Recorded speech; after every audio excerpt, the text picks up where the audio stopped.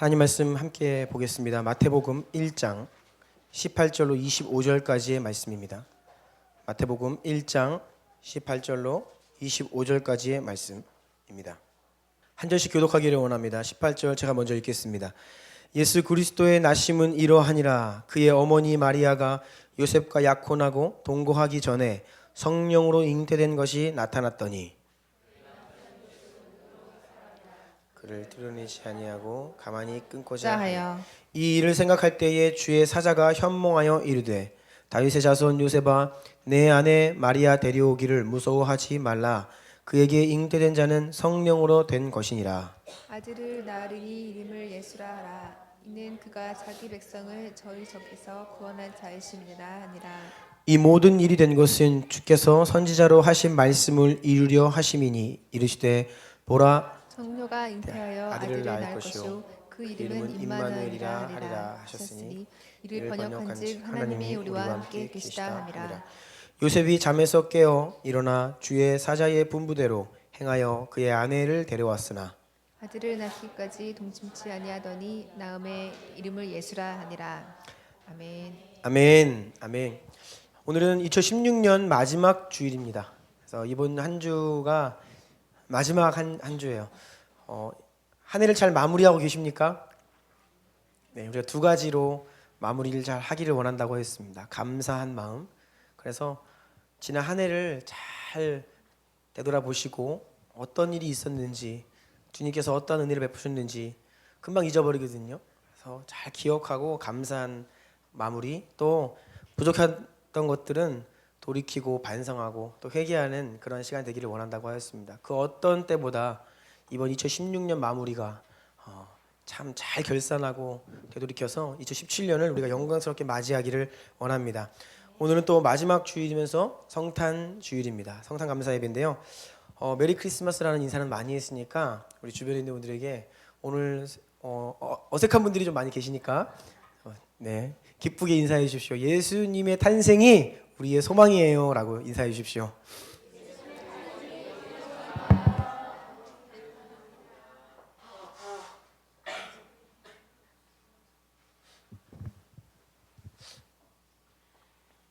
많은 사람들이 크리스마스가 왜 기쁜 날인지 모릅니다. 메리 크리스마스라고 인사를 하지만 왜 기쁜 날인지 모르지만 우리는 이 날이 왜 기쁘고 감사하고 즐거운 날인지에 대한 분명한 이유가 있죠. 오늘 말씀 크리스마스 되살리기라는 제목으로 하나님 말씀 함께 나누기를 원합니다.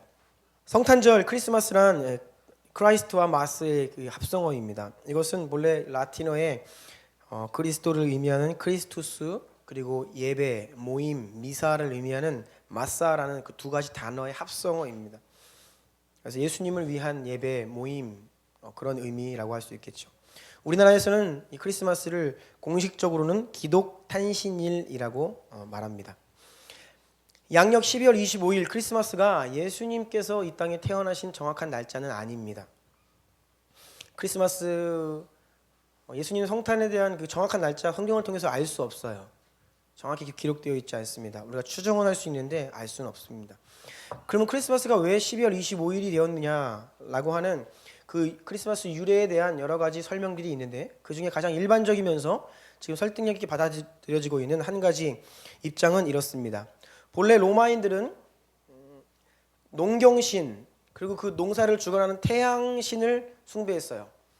12월 21일부터 이들은 그 태양신을 섬기는 축제가 있습니다. 25일이 절정에 이르르고요. 본래 로마인들이 이렇게 12월 21일부터 그 25일을 중심으로 큰 축제를 벌였다는 것이죠. 그런데 로마가 기독교화되면서 그들이 본래 가지고 있던 큰 축제 날을 이제는 예수님의 태어나신 날로 정하여서 이제 지키게 되었다라는 이 설명이 가장 설득력 있게 전해 내려오고 있습니다. 특별히 교황 율리오 1세가 12월 25일을 탄생일로 선포한 350년부터는 교회사에서 공식적으로 크리스마스가 예수님의 탄생일로 지켜지고 있고요. 하지만 이것은 서방교회의 전통입니다. 즉 서방교회라고 하면 로마를 중심으로 한 교회, 동방교회, 그리스, 러시아 정교회 이쪽은요 또 이 12월 25일을 성탄절로 지키지 않습니다.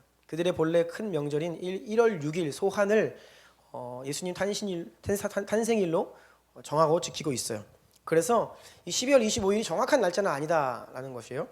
오늘날 이 반기독교인들이 교회를 공격할 때에 크리스마스 가지고 또 공격을 많이 해요. 그날 그 예수 탄생한 날도 아닌데 니들 뭐 하고 있냐라고 하면서 이렇게 이야기하는데 우리가 모르는 거 아닙니다. 네, 다 인정해요. 이날이 태어나신 날이 아니에요. 다만 예수님의 탄생을 이날로 기념하고 기억하는 날로 정한 것일 뿐이죠. 또 기독교 안에서도 일부의 극단적 성향의 분파들은 본래 태양신 숭배하던 날을 어떻게 예수님 탄생하신 날로 지키냐, 안 된다, 이거 우상 숭배 요소가 있다라고 하면서 지키기를 거부하는 사람들도 있습니다. 그런데 여러분, 그것은 올바르지 않아요.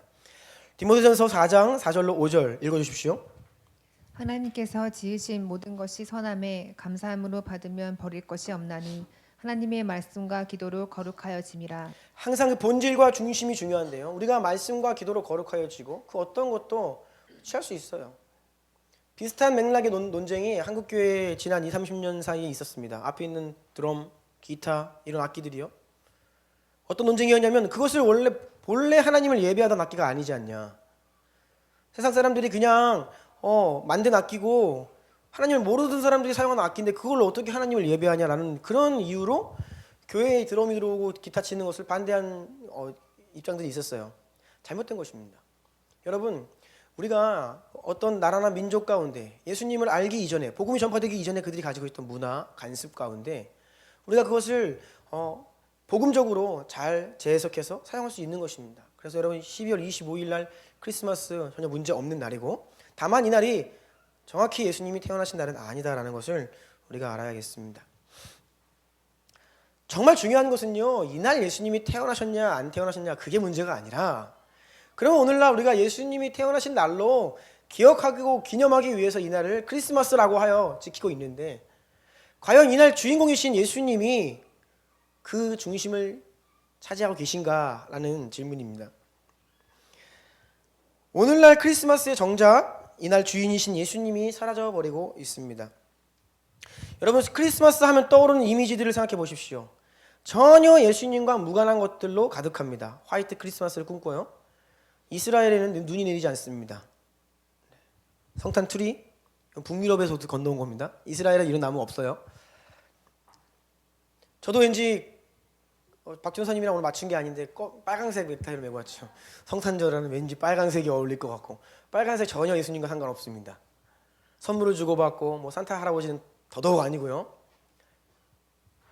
이 모든 것들이 예수님과 전혀 무관한 것들이라는 거예요. 그런데 대부분 이런 예수님과 상관없는 것들이 예수님이 중심이 되어야 할 이 크리스마스를 차지하고 있다라는 것입니다.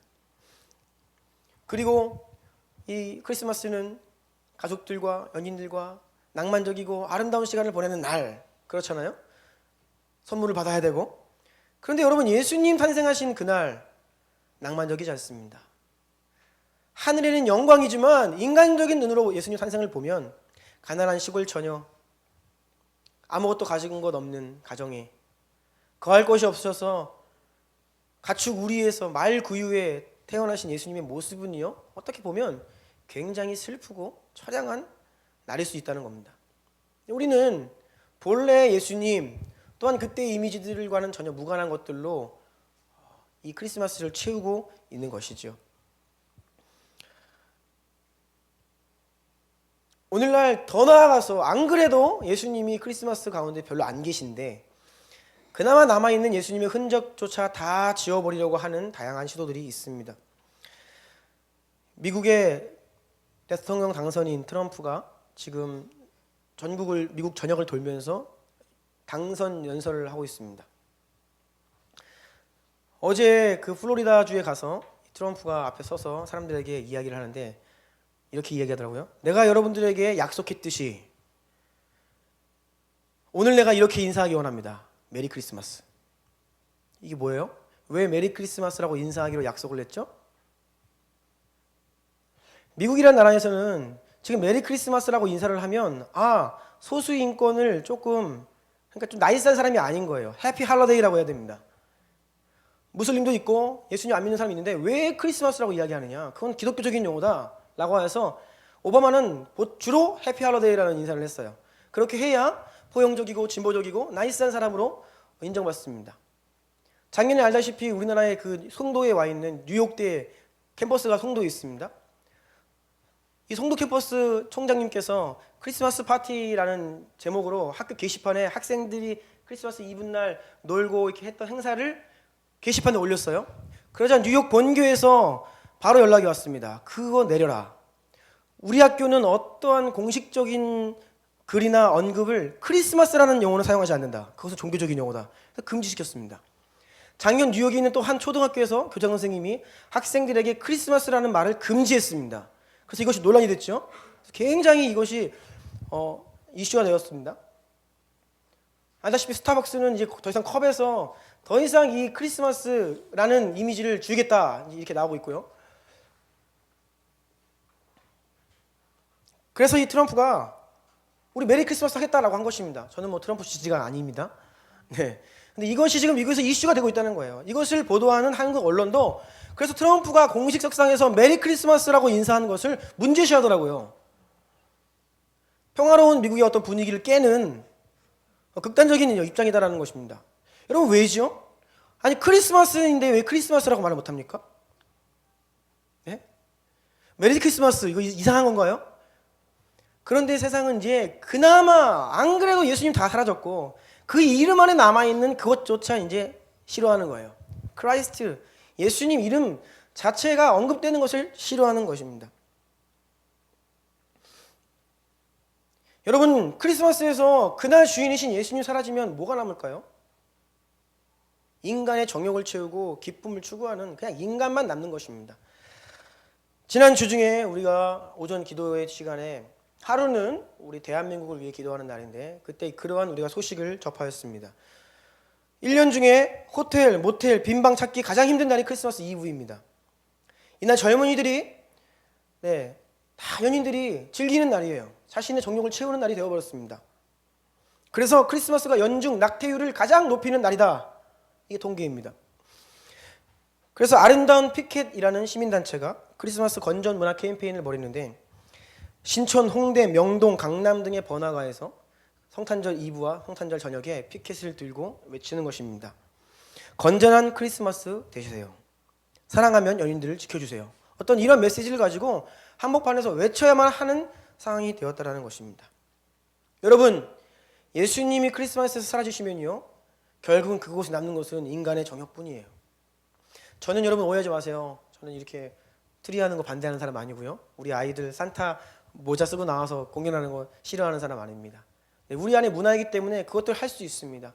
그런데 정작 가장 중요한 예수님 없이 그것을 하고 있다면 문제가 있고요. 우리가 예수님 모르는 사람들과 똑같이 크리스마스를 기대하고 지내고 있다면 그것도 심각한 문제라는 것입니다. 마틴 로이드 존스는 오래전에 이런 예언적인 말을 했습니다. 크리스마스만큼 기독교 복음 속에서 마귀 역사가 두드러지는 때가 없다. 아니 예수님의 탄생을 기념하자라고 정한 그날 마귀의 역사가 가장 강력하다는 것입니다. 오늘날 특히 오늘 모든 교회마다 우리 성도들 안에서 예수님께 합당한 경배를 드려야겠습니다. 자, 이번 성탄의 중요성입니다. 그럼 기독 이게 무슨 말인지 아세요? 원래 그리스도라는 말이 한자로 기리사독, 그리스도가 기리사독이에요. 그래서 그것을 줄여서 기독교입니다. 기독교는 그리스도교, 예수님교예요. 예수교. 다른 종교들은 어떤 가르침을 중시하지만 기독교는 가르침보다 예수님 자체를 우선합니다. 예수님이 우리의 본질이에요. 그 무엇보다 그냥 예수님 자체가 우리의 본질입니다. 중심이에요. 그래서 여러분 우리가 무엇을 믿고 예수님이 어떤 분이시고 그분에 대해서 우리가 어떤 신앙 고백을 하는지가 정말 중요한 것입니다. 철저히 우리의 모든 신앙은 예수님께로 집중되어 있습니다. 요한복음 14장 6절 함께 읽어볼까요? 시작. 예수께서 이르시되 내가 곧 길리요 진리요 생명이니 나로 말미암지 않고는 아버지께로 올 자가 없느니라. 왜 예수님이 중요하냐면요, 하나님 아버지 우리 안에는 삼위일체라는 교리가 있어요. 하나님 성부, 성자, 성령, 삼위일체. 하나님 아버지 중요합니다. 이 하나님 사상은 어느 민족에게나 있어요. 우리 민족도 본래 하늘님 개념이 있었죠. 옥황상제 어떤 이런 개념. 그런데 이 예수님이 없으면요, 하나님이 그냥 주관적인 하나님이 되어버려요. 오직 예수님을 통해서만 진짜 하나님이 누구이신지를 알게 돼요. 그래서 예수님께서 내가 곧 길이요 진리요 생명이다. 나로 말미암지 않고는 아버지께로 올 자가 없다. 예수님 없으면 하나님 사라지는 것입니다. 예수님 없으면 성령님도 없어져요. 성령님이 무슨 일을 하시죠? 예수 그리스도를 믿게 해주시는 분이잖아요. 그러니까 우리의 신앙, 우리는 철저히 예수님, 예수 그리스도 중심이라는 것입니다. 여러분, 예수님 중심이에요. 그러니까 원수 사탄은 뭘 공격해요? 예수님을 공격하는 거예요. 하나님 안 건드립니다. 이단들도 보통 예수 그리스도 건드리지 하나님 아버지 안 건드려요. 여호와의 증인, 예수님 인정하지 않죠? 여호와 하나님은 성부 하나님 한 분이시다 그러면서 예수님 인정하지 않아요. 이만희도 자신을 보혜사라고 하고 재림주라고 이야기하고, 하나님의 교회 안상홍도 자신이 재림주라고 얘기해요. 자신이 예수 그리스도라는 것입니다. 여러분, 다 공격은 예수님께로 집중되어 있습니다. 오늘날 자유주의자들도 이 예수님 여기 공격 많이 해요. 이따가 이것은 좀 살펴보고요. 우리 사도신경 화면 한번 펴주시겠어요? 사도신경은 기독교 역사 가운데 잘못된 가르침과 이단들이 자꾸 교회를 공격하니까 교회의 신앙의 본질을 지키기 위해서 아주 알짜배기 신앙 고백을 정리해서 우리가 하는 것이 바로 신앙 고백 사도신경입니다. 보시면 근데 성부, 성자, 성령 하나님 가운데 여러분, 성부 하나님 한 줄 끝이에요. 나는 전능하신 아버지 하나님, 천지의 창조주를 믿습니다. 끝. 성령님은 저 밑에 가면 나는 성령을 믿으며, 이 한마디밖에 없어요. 그리고 나머지 대부분의 내용들이 다 뭐예요? 예수 그리스도에 대한 내용입니다. 보이시죠? 나는 유일하신 아들 우리 주 예수 그리스도를 믿습니다. 그는 성령으로 잉태되어 동경의 마리아에게 나시고 십자가에 못 박혀 죽으시고 다시 살아나시고, 다 예수님에 대한 내용이에요. 왜요? 이게 교회를 디펜스하기 위해서 사도신경을 만든 거예요. 그만큼 예수님에 대한 공격이 많았다라는 것이죠. 이 성탄에 대한, 그래서 예수님 탄생 그만큼 중요합니다. 동시에 예수님 탄생에 대한 공격이 많이 있습니다. 성경은 우리에게 분명히 말합니다. 예수 그리스도는 성령으로 잉태되어 동정녀 마리아에게서 나셨다라고요. 하나님의 아들이, 하나님께서 처녀의 몸을 통해 이 땅에 나셨다, 태어나셨다라는 겁니다. 여러분 믿겨지십니까? 이 사실이 바로 그리스도인과 그리스도인이 아닌 그 선이에요. 예수님이 역사적으로 실존하셨다는 사실은 다 알고 있어요. 세계 3대 성인 중에 한 사람. 하지만 그분이 하나님의 아들이시고 그분이 처녀의 몸을 통해서 태어나셨다라는 것은 믿기지가 않죠. 하나님의 존재 자체가 신비로움과 경이로움이지만 특별히 예수 그리스도의 탄생은요, 우리의 논리 이성으로는 접근할 수 없는 성령님의 감동하심으로 그저 우리가 믿음으로 고백할 수밖에 없는 영역인 거예요. 그래서 성령의 도우심이 아니고서는 예수 그리스도를 주라 고백할 수가 없는 것이죠. 오늘 이 자리 가운데 성령님의 역사가 강력히 임하기를 원합니다. 여러분 모두 가운데 이 사실이 믿겨지는 역사가 있기 원합니다. 고 하영조 목사님이, 오늘의 교회 다니셨던 하영조 목사님이 본래 연예인 교회를 개척하시고 연예인들에게 복음을 전하셨습니다. 많은 연예인들이 하영조 목사님의 제자예요. 그래서 이 연예인 교회가 지금 평창동에 있는 예능 교회라고 이제 됐고요. 굉장히 큰 교회가 되었습니다. 하영조 목사님께서 개척 초기에 주일 설교를 하시는데 이 동정녀 마리아 탄생에 대해 설교를 하시는 거예요. 처녀의 몸을 통해 성령으로 잉태되어 예수님이 태어나셨다. 그래서 누군지는 모르겠는데 한 젊은 연예인 한 분이 손을 들고 그거 어떻게 믿냐? 처녀가 지금 어떻게 아이를 낳는가? 농담하지 마시라고 이제 얘기를 한 거예요. 그래서 하영조 목사님이 이거 믿어야 합니다. 말씀의 기록입니다. 이것이 우리의 신앙입니다라고 이제 계속 설득을 하는데 안 믿고 그러는 거예요. 그래서 그 자리에 있던 구봉소 장로님이 이렇게 이야기했다고 하는데 벌떡 일어나셔서 야 인마 마리아의 남편 요셉도 믿는데 네가 왜 안 믿어? 남편도 가만히 있는데 니는 뭔데 네가 믿어? 그랬대. 예. 그러니까 믿어 그랬다는 거예요. 네. 이게 재미있는 일화예요. 구봉선 장로님이 신앙이 좋은 분이었다고 해요. 몇 개월 전에 돌아가셨죠. 이게 걸림돌인 거예요. 교회 좀 나가 보고 싶고 믿음을 갖고 싶은데 아니 뭐 도무지 처녀 몸에서 태어났다고 하니 이거 안 믿겨집니다. 저도 신혼 시절에 저희 아내가 우리 시안이를 이렇게 배에 가셨을 때 치킨 먹고 싶다 그래가지고 집 앞에 치킨집을 밤늦게 간 적이 있습니다. 밤늦게 치킨집을 가면 맥주 한잔 하시는 분들이 많이 계시죠. 그런데 옆 테이블에서 싸움이 벌어졌어요. 그 싸움이 뭐냐면 술자리에서 이분이 다른 분을 전도를 하는 겁니다. 같이 술을 마시면서 참 이상한 광경이에요. 그런데 이제 무슨 싸움이냐 이거예요. 한 분이 이제 그렇게 얘기하는 거예요. 야 처녀가 어떻게 애를 낳냐? 이거 가지고서 싸우는데 우리가 이제 옆에서 참 재밌더라고요. 믿기지가 않죠. 가장 큰 걸림돌입니다.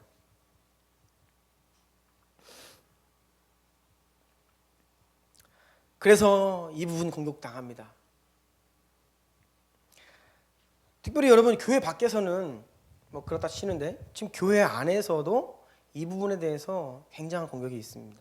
이 자유주의 노선에서는 이 예수님의 동정녀 탄생을 문자적으로 이해하지 않습니다. 상징적으로 이해해요. 그래서 이것을 문자 그대로 이해하면 근본주의다, 문자주의다라고 하면서 그것 때문에 젊은이들이 지금 교회를 떠난다라고 이야기를 해요. 여러분 충격받지 마시고 제가 오늘 기사를 좀 발췌를 했습니다. 윤정자매님 읽어주시겠어요? 이 기사 보시고 은혜 받으시면 안 됩니다. 네, 한번 읽어주세요. 요즘 젊은이들이 교회에 나오지 않는다고 말한다. 젊은이들이 줄어드는 교회의 미래에 대해서 많은 사람이 심각하게 걱정하고 있다. 그래서 젊은이들을 위한 신앙교육을 강화해야 한다거나 젊은이들을 위한 적극적인 전도운동이 필요하다고 한다. 참 좋은 말이다. 그런데 그 취지는 바람직하지만 그렇게 말하는 사람들에게 젊은이들을 위한 실현성 있는 설득력 있는 교육 프로그램이 구체적으로 마련되어 있는지 의문이다. 요즘 젊은이들은 동정녀가 아기를 낳았다는 기록을 문자 그대로 받아들이려고 하지 않는다. 의심과 받아들이려는 노력이 반복되면 주견이 분명한 요즘 젊은이들은 그들의 상식과 맞지 않는 교회의 가르침을 불신하게 된다. 우리는 그들이 수긍할 수 있는 새로운 설명을 찾아야 한다. 역사적 기록을 통해서 우리는 부처나 예수님 외에도 많은 사람들이 상식적으로 받아들일 수 없는 방식으로 출생했다는 것을 알고 있다. 우리나라의 역사에서도 단군을 비롯하여 김알지나 박혁거세 등의 탄생 기록이 나온다. 삼국유사의 기록에 따르면 단군은 사람이 된 곰과 환웅에게서 출생했고 삼국유사와 삼국사기에서는 김알지가 금괴에서 나왔고 박혁거세는 알에서 나왔다고 한다. 우리는 이들의 출생에 대해서 말할 때 단군 신화나 개국 신화라고 한다. 부처나 예수님의 출생도 이와 비슷한 설화 혹은 신화적인 이야기라고 볼 수 있다. 신화는 역사적인 사실이나 생물학적 사실과 상관없이 이 이야기에 나오는 주인공의 위대함과 비범함을 나타내려는 의도에서 나온 것이다. 따라서 우리는 예수님의 동정녀 탄생 설화에서 문자적 의미가 아니라 그 이야기가 전하려는 신앙적 의미를 중시해야 한다. 신화는 본질적으로 역사적 사실과 직접적인 관계가 없다는 사실을 잊지 말아야 한다. 그리고 신화는 평범한 말로 표현할 수 없는 진리를 표현하는 특수한 표현 양식이라는 것을 이해해야 한다. 따라서 신화적 이야기를 놓고 그것이 거짓이냐 진실이냐 따지는 것은 부질없는 일이다.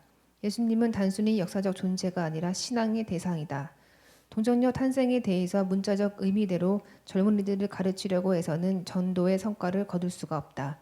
그런데 한국 교인들의 대부분이 문자적 성경 읽기의 틀 안에 갇혀 있기 때문에 그것이 큰 걸림돌이다. 창세기 1장의 기록을 과학적인 기록이라고 말하거나 그 창조 설화를 문자 그대로 믿으라고 하면 교인들의 마음이 답답해진다. 교회 지도자들이 교인들의 답답한 마음을 시원하게 풀어주면 교회는 부흥하게 되어 있다. 네, 아멘 하시면 안 됩니다. 네. 여러분 이게 제가 이제 많이 말씀드렸던 그런 신학적인 교류입니다. 즉 성경을 메시지로 이제 보는 거예요. 우리의 이성과 충돌되는 부분이 나타나면 이것은 어떤 메시지를 주기 위해 의미를 주기 위해 얘기하는 것이지 문자적으로 팩트가 아니다라고 하는 입장입니다. 여러분 이러한 관점을 가지고 성경을 보면요 못 믿을 거 하나 없습니다. 다 그냥 메시지예요. 그래서 저는 뭐 교회 밖에 있는 분들 또 아직 예수님을 영접하지 않고 그런 분들 전혀 문제되지 않습니다. 그런데 이게 바로 교회 안에 들어와 있는, 그런데 교회 안에서 본인들이 신앙을 고백한다 이야기하고 구원받았다 이야기하면서 이러한 입장을 가지고 2000년 교회 역사가 신앙으로 고백해왔던 동정녀 마리아에게서 나시고라는 말을 본인들도 믿는다 그래요. 이 디베이팅을 보면요, 본인 믿는데요. 다 믿어. 우리도 구원받았고 중생했고 회심 체험했고 성령을 믿고 천국 간다고 합니다. 그런데 믿는데 우리는 의미적으로 믿는다 이렇게 얘기해요. 저도 뭐 저 사람처럼 얘기하면 좋죠. 정말 교회가 부흥할까요? 청소년들이 몰려올까요? 교회로? 저렇게 이야기하면 듣는 사람들 마음은 편합니다. 뭐 거리낌 없이 교회에 나와서 신앙을 가질 수 있죠. 근데 충돌되는 부분이 없어요. 신하라고 하는데요. 이렇게 지금 예수님에 대한, 결국 여러분 예수님의 동정녀 탄생을 저렇게 상징으로 풀면요, 어디로 연결되면 되냐면 예수님의 십자가 부활도, 죽음까지는 인정하지만 부활도 상징이 돼요. 그것도 메시지다라고 합니다. 그래서 재림도 메시지다라고 이야기해요. 이것은 그냥 의미다, 교훈이다. 우리가 그것을 통해서 어떤 신앙을 위한 것이지 역사적 팩트는 아니다라고 이야기를 해요. 그러면요 어떻게 되냐면요, 이러한 중심으로 다시 오실 예수님과 우리에게 임할 영원한 하나님 나라가 상징이 되어버리기 때문에 이 땅 가운데 하나님 나라 운동을 추구하게 돼요. 이것이 오늘날 지금 번지고 있고 사람들이 추구하고 있는 하나님 나라 운동이고 선교적 교회 운동 가운데 제가 볼 때 이런 위험성도 있다는 것입니다. 여기에서 하나님 나라를 이루는 거예요. 다시 오실 나라보다. 그래서 땅끝까지 복음을 전해서 예수님 재림하는 것을 갈망하는 것이 아니라 지금 여기에서 삶을 살자, 공의로운 나라를 이루자라는 모드로 가는 것이죠. 그래서 어떤 시대적인 상황 가운데 이분들은 더 격한 반응을 보이고 더 실천적으로 나가야 한다라고 주장을 합니다. 저는 여러분 촛불 시위 이런 것들 부정하는 사람 아니고 우리가 다 참여할 수 있는데 보통 이런 신학적인 조류를 가지고 있는 분들이 그 부분에서 가치를 훨씬 많이 둔다는 것이에요. 여러분 이러한 것들 조심해야 합니다. 성경을 우리가 여러 가지 해석학적으로 봐야 될 필요가 있는 부분들이 있지만 성경을 이렇게 이성과 충돌하는 부분에서 상징적으로 보기 시작하면 성경이 다 상징투성이 되고 우리가 사실 받아들일 게 거의 없어지게 됩니다. 그래서 여러분 이러한 오늘날 교회 안에서 이 성탄을 향한 공격들을 잘 인지하시고, 여러분 정말 많은 사람들이 이것을 받아들이고 떠날 거예요. 교회를 떠나게 됩니다. 여러분 다 기록되어 있습니다. 신앙을 버리게 되어 있어요. 사랑이 식는다고 하였습니다. 다 예언되어 있어요. 그럼에도 불구하고 마지막 때까지 이 신앙을 지키는 자들 되시기를 축복합니다. 자, 그러면 이제 마지막으로 여러분 우리가 신앙을 온전히 고백합니다. 예수님이 정말 2000년 전에 동정녀 마리아에게서 태어나신 것을 우리가 문자 그대로를 믿고 신앙을 고백하고 있는데요. 여러분 우리의 이런 신앙 고백 말이 중요하긴 한데 이것만 안 됩니다. 왜냐하면요 오늘날 교회가 비판을 받는 이유는 예수님이 하나님의 아들이시고 신앙은 그럴듯하게 고백을 하면서 삶을 보면 권력을 탐하고 돈을 좋아하고, 지금 청문회에 많은 분들이 지금 불려가고 있죠. 그 많은 분들이 기독교인들입니다. 부끄러운 일이에요. 여러분 신앙을 아무리 번들하게 고백을 하고 나는 문자적으로 믿어요, 나는 예수님의 동정녀 탄생을 믿습니다, 아무리 고백을 하여도 우리의 삶 가운데 합당한 열매가 없다면요 그 신앙 고백 또한 무의미한 것입니다. 즉 신앙 고백과 삶이 함께 일해야 하는데 우리에게 과연 그것이 있냐는 것이에요. 그래서 성탄을 진정으로 믿는 우리들에게 어떠한 삶의 열매가 있어야 하냐, 이것 몇 가지 살펴보고 말씀을 마무리하기를 원합니다. 2000년 전 처녀의 몸을 통해 이 땅에 오신 예수 그리스도의 탄생을 믿는 진정한 그리스도인들에게 합당한 믿음의 삶의 열매는 무엇일까요? 그것은 예수님의 탄생을 믿고 감사하고 기뻐하는 자는 예수님의 십자가의 죽으심과 부활도 믿을 뿐이 아니라 앞으로 장차 다시 오신다고 하신 그 말씀을 믿고 신뢰함으로 주님의 재림을 고대하고 그 길을 예비하는 삶을 사는 자예요. 다시요. 성탄을 믿는 자는 그 예수님의 다시 오심도 믿고 사모하며 준비하는 자입니다. 아멘이세요? 여러분 이거 없는데요 이거 믿는다고요? 아니요, 거짓말이에요. 속고 있는 것입니다. 고린도전서 11장 26절 읽어주세요. 너희가 이 떡을 먹으며 이 잔을 마실 때마다 주의 죽으심을 그가 오실 때까지 전하는 것이니라. 네, 성찬에 대한 말씀인데 예수님의 십자가와 그 부활을 믿는 사람들, 그것을 기념하는 자들은 주의 죽으심을, 그 십자가를 주님의 재림 때까지 땅 끝까지 전하는 자다라고 기록되어 있습니다. 여러분, 예수님의 탄생과 십자가 부활과 재림은 긴밀히 연합되어 있어요. 어느 한 가지를 버리면 다 없어집니다. 그런데 어느 한 가지를 취하면요, 우리가 이것을 다 믿음의 삶으로 살아내야 하는 것입니다. 아멘이세요? 그래서 주님의 다시 오심을 갈망하고 그 길을 예비하는 삶입니다. 두 번째는 이 성탄을 보면, 예수님의 탄생을 보면 하나님의 너무나 놀랍고 위대하신 역사, 그 곳곳에 연약한 믿음의 사람들의 순종이 있다라는 것이에요. 이를 행하시는 분은 위대하신 하나님이시지만 그 일을 하나님이 누굴 통해 행하시냐? 무명의 성도의 작은 순종을 통해 역사하신다는 거예요. 오늘 마태복음에서는 요셉의 순종이 나와 있죠. 요셉이 잠에서 깨어 일어나 주의 사자의 분부대로 행하여 그의 아내를 데려왔다. 누가복음을 보면 마리아의 순종에 대해서 집중하고 있습니다. 마리아가 이르되 주의 여종이오니 말씀대로 내게 이루어지리이다 하매 천사가 떠나가니라. 요셉과 마리아라고 하는 시골 처녀 마리아, 가난했던 요셉, 아무것도 없어요. 세상적인 기준으로 볼 때에는 이들은 가진 자들이 아닙니다. 초라한 인생입니다. 비천한 자들이었어요. 하지만 이들에게는 하나님을 향한 신뢰와 거룩함이 있었죠. 이들이 한 것은 주님 뜻대로 될 거예요. 제 가운데 주님 말씀하신 대로 그 일을 이루어 주세요라는 믿음의 고백이 있었죠. 이것을 통해 하나님 역사하셨다는 것입니다. 그런데 여러분, 이것은 단순한 믿음의 고백이 아니었어요. 마리아가 정혼을 하고 이스라엘의 결혼은 조금 특이합니다. 약혼과 우리의 약혼과는 조금 더 깊은 실질적인 그 부부로서의 그 계약이 발효되는 약혼의 개념입니다. 1년 정도의 준비 기간이 있습니다. 그 이후에 이제 정식 결혼이 이루어지는데 그 사이 기간이에요. 이때 마리아가 성령으로 잉태한 것입니다. 이것을 인정하고 그래요 주님 나를 통해 일하십시오라고 하는 것은 제가 모든 수치를 감당하겠습니다라는 뜻입니다. 당시 이것이 드러나면 돌에 맞아 죽기도 하고 불명예를 끌어안고 살아가야 되는 거예요. 그런데 이 마리아와 요셉은 주님께서 우리를 통해 일하신다면 우리는 그 불명예도 감당하겠습니다 라고 믿음으로 아멘했던 믿음의 사람들이었습니다.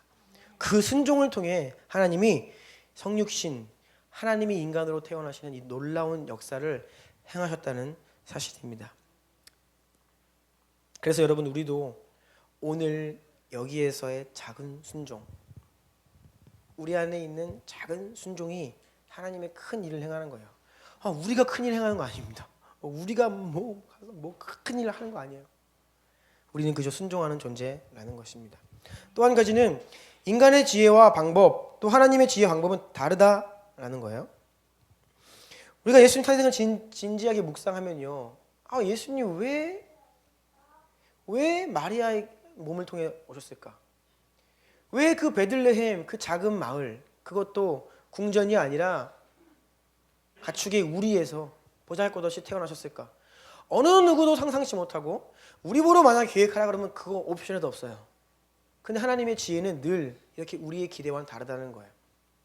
오늘날 우리가 하나님의 일, 큰 일 하기 원한다고 하고 하나님의 일을 꿈꾸는데요, 세상적으로 꿈꿀 때가 있어요. 하나님 돈 많이 주시면 제가 주님을 위해 살게요. 사업 잘 되게 해주시면 주님 위해 살겠습니다. 여러분, 죄송한 말씀이지만 아닙니다. 물론 하나님은요, 재정을 통해 역사하실 때도 있고 큰 자리에 높이셔서 사용하실 수 있어요. 그런데 하나님의 방법과 지혜는 다르다는 거예요.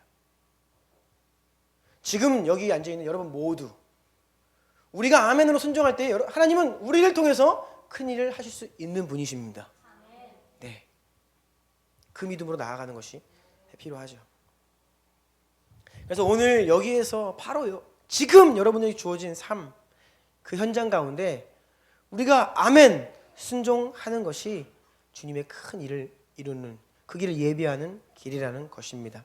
우리 교회가 선교적 교회, 또 마지막 때 주님의 재림, 땅끝까지 복음을 전하는 것들, 미전도 종족 이런 얘기들 합니다. 너무 크고 거창한 일들이에요. 우리가 뭐 크게 거창하게 그 일 하는 것이 아닙니다.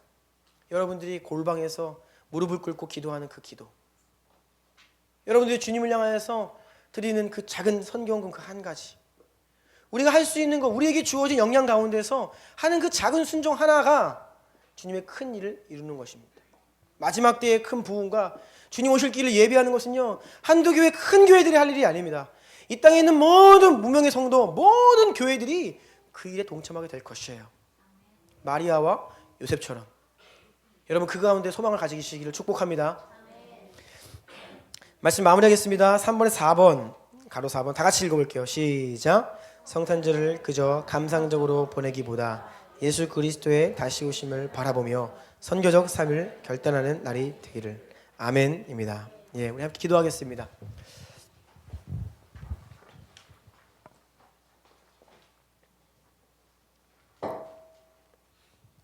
여러분, 성탄의 주인은 예수님이십니다.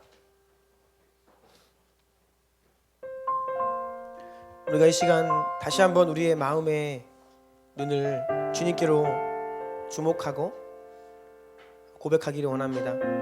2000년 전 어찌 그 하나님의 영광 다 보자 버리시고 이 땅 가운데 그것도 가장 비천하고 가난하고 낮은 자리에 임하셨습니까? 예수님께 그 신비와 그 사랑과 그 겸손에 감사하며 영광 돌린다고 고백하기를 원하고요. 그리고 오늘 성탄절을 잘 지내는 법, 다른 것이 아닙니다. 바로 이제 그 예수 그리스도 다시 오신다고 약속하셨어요. 요셉과 마리아가 성령님의 그 음성에 순종할 수 있었던 이유는 그 예수님의 탄생이 구약에서 이미 예언되어 있었기 때문이죠. 이사야의 말씀 가운데 보라, 처녀가 잉태하여 아들을 낳을 것이요 그 이름은 임마누엘이라 하리라. 이 말씀이 네 가운데 이루어진 것이다. 그 앞에 믿음의 사람이었던 요셉과 마리아는 아멘했어요.